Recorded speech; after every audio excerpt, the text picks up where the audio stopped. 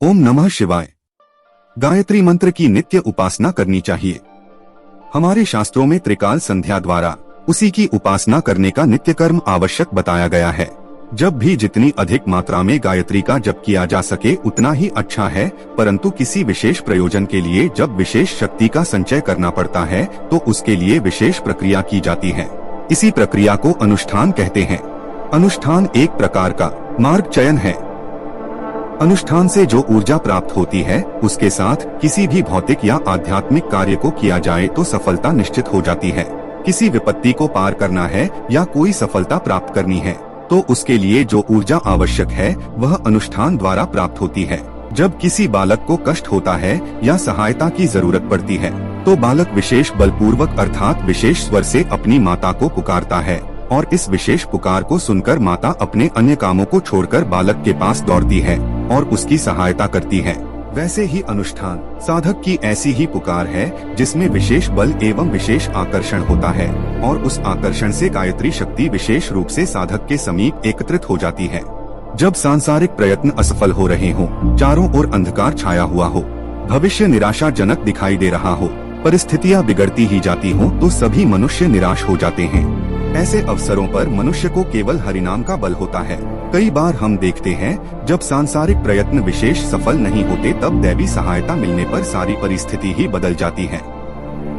अनुष्ठान ऐसी ही प्रक्रिया है जिसके द्वारा मनुष्य को विपत्तियों से पार होने का रास्ता दिखाई देने लगता है। सांसारिक कठिनाइयों में एवं मानसिक उलझनों में और आंतरिक उद्वेगों में गायत्री अनुष्ठान असाधारण रूप से सहायक होता है।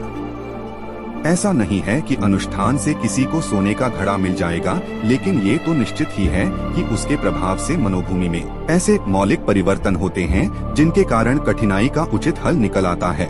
साधक में ऐसी बुद्धि, ऐसी प्रतिभा और ऐसी दूरदर्शिता उत्पन्न हो जाती है जिसके कारण वह ऐसा रास्ता प्राप्त कर लेता है जो कठिनाई में उपयोगी सिद्ध होता है। गायत्री साधना से मस्तिष्क में ऐसा परिवर्तन होता है जिससे कुछ समय पहले जो बातें अत्यंत आवश्यक और महत्वपूर्ण लगती थीं, वे ही अनावश्यक और अनुपयुक्त लगने लगती हैं। इस प्रकार यह मानसिक परिवर्तन आनंदमय सिद्ध होता है। अनुष्ठान द्वारा ऐसे ही मानसिक परिवर्तन होते हैं जिनके कारण दुखों और चिंताओं से ग्रस्त मनुष्य थोड़े ही समय में सुख शांति का अनुभव करता है। 1.25 लाख मंत्रों के जप को अनुष्ठान कहते हैं। हर वस्तु के पकने की कुछ मर्यादा होती है। भोजन पकाने के लिए नियत तापमान आवश्यक होता है। वृक्षों पर फल एक नियत अवधि में पकते हैं। गर्भ में बालक जब अपना पूरा समय ले लेता है तभी जन्म लेता है। यदि उपर्युक्त क्रियाओं में नियत अवधि से पहले ही विक्षेप उत्पन्न हो जाए तो उनकी सफलता की आशा नहीं रहती।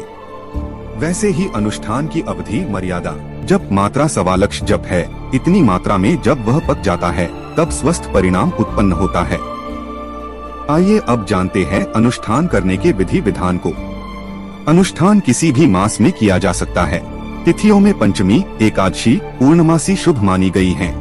पंचमी को दुर्गा, एकादशी को सरस्वती, पूर्णमासी को लक्ष्मी तत्व की प्रधानता रहती है। शुक्ल पक्ष और कृष्ण पक्ष दोनों में से किसी का निषेध नहीं है, किंतु शुक्ल पक्ष अधिक शुभ है। अनुष्ठान आरंभ करते हुए नित्य गायत्री का आवाहन और अंत करते हुए विसर्जन करना चाहिए। गायत्री आवाहन का मंत्र इस प्रकार है। आयातु वरदे देवी त्र्यक्षरे ब्रह्मवादिनी, गायत्री छंदसाम मातः ब्रह्मयोने नमोस्तुते। गायत्री विसर्जन का मंत्र इस प्रकार है। उत्तमे शिखरे देवी भूम्याम पर्वत मूर्धनि, ब्राह्मणेभ्यो यनुज्ञाता गच्छ देवी यथा सुखम। ये जरूरी नहीं है कि हम सिर्फ संस्कृत श्लोकों का ही उपयोग करें, क्योंकि गायत्री माता के आवाहन और विसर्जन में भावना और निवेदन प्रधान है। अतः आप श्रद्धा पूर्वक यह प्रार्थना कर सकते हैं कि हे भगवती भक्तवत्सला माँ गायत्री यहाँ प्रतिष्ठित होने का अनुग्रह कीजिए। ऐसी प्रार्थना अपनी मातृभाषा में करनी चाहिए और ये विश्वास करना चाहिए कि प्रार्थना को स्वीकार करके वे कृपा पूर्वक पधार गई हैं। विसर्जन करते समय प्रार्थना करनी चाहिए कि है आदि शक्ति शक्तिदायिनी माता अब आप विसर्जित हों। इस भावना को अपनी मातृभाषा में कह सकते हैं एवं इस प्रार्थना के साथ साथ यह विश्वास करना चाहिए कि प्रार्थना स्वीकार करके वे विसर्जित हो गई हैं। अनुष्ठान के अंत में 108 आहुति का हवन तो कम से कम होना आवश्यक है। अधिक सामर्थ्य और सुविधा के अनुसार कर सकते हैं। इसी प्रकार त्रिपदा गायत्री के लिए दान भी होना ही चाहिए। दान के लिए इस प्रकार की कोई मर्यादा नहीं बांधी जा सकती।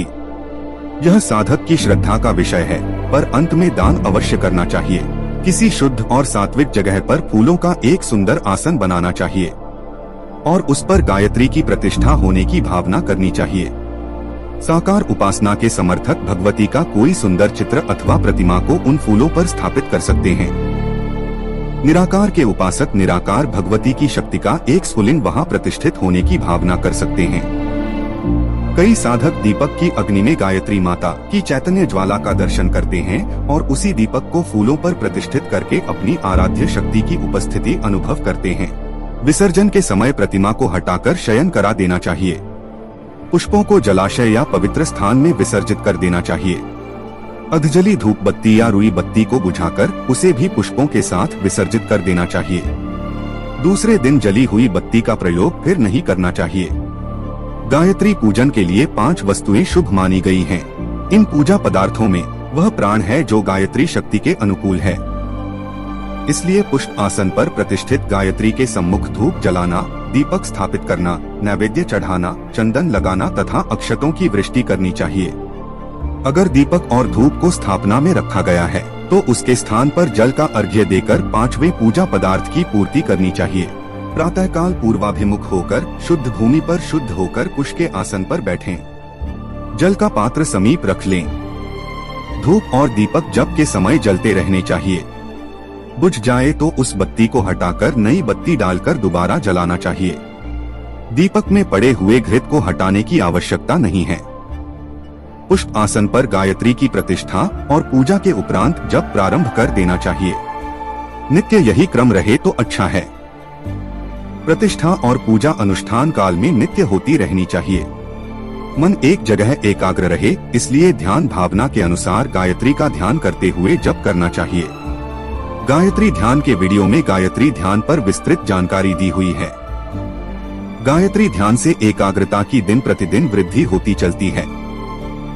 1.25 लाख जप को 40 दिन में पूरा करने का क्रम पूर्व काल से चला आ रहा है, परंतु निर्बल अथवा कम समय तक साधना कर सकने वाले साधक उसे 2 मास में भी समाप्त कर सकते हैं। प्रतिदिन जप की संख्या एक समान ही होनी चाहिए, किसी दिन ज्यादा किसी दिन कम ऐसा उचित नहीं है। 40 दिन में अनुष्ठान पूरा करना हो तो 1,25,000 बटा 40 अर्थात 3,125 मंत्र नित्य जपने चाहिए।